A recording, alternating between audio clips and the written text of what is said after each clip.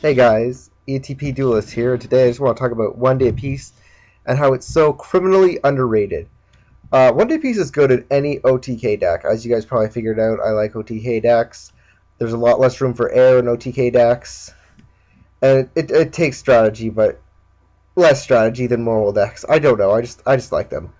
And while everybody's after Heroic, Seal of Ashes, I'd like to point out nobody's playing One Day Peace in their Heroic builds that I've been seeing, when really it's probably one of the most important cards. For one thing, it's helping you dig into your pieces, and this is for something like Insectors too. And for another, it's your best opening play. It's probably the best opening play in the game. Because you play One Day Peace, the card your opponent gets is irrelevant. It doesn't matter, because next turn they can't win the game. Unless you're playing with something like Exodia. Your One Day Peace, they're going to look at their hand, they'll be like, yeah, sweet, extra card, and they're going to look at your empty field, because you could just play One Day Peace and just end your turn, be completely okie dokie. And what are they going to do, Like, if they're playing Mermail, yeah, they probably might get a Sphere, but if you're playing Heroic or Insector, you don't really care. That's irrelevant. And then on your next turn, you help thin your Dego by one card, you could deal damage again, you could just go for game. Seal of Ashes, in my opinion, is just a really slow card. I've already expressed this in my other videos, so I'm not going to go into that. And Insectors, they have a lot of... They really need as much draw power as they can get.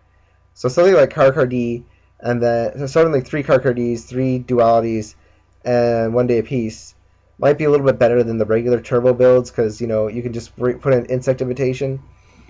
And like, even Mermail themselves, I don't know why people don't play One Day Apiece of Mermail. Mermail is a pretty good OTK deck. They're really trying to deal damage in Mermails. Can I point something else out too? You could play it in main phase 2.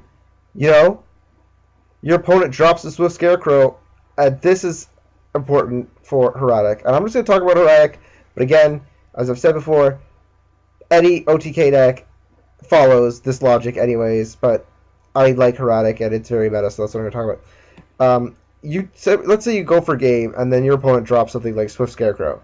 And now you have a field full of monsters, and they're also playing an OTK deck, which is probably the case. You're like, oh, shoot. But then you go to main phase 2, okay, One Day Peace. You'll help them draw into the card, like Dark Hole or Structural Tribute, which is getting less popularity for some reason, and that's another video. But you stopped yourself from getting OTK'd, and then you're kind of ready to build up your offense next turn.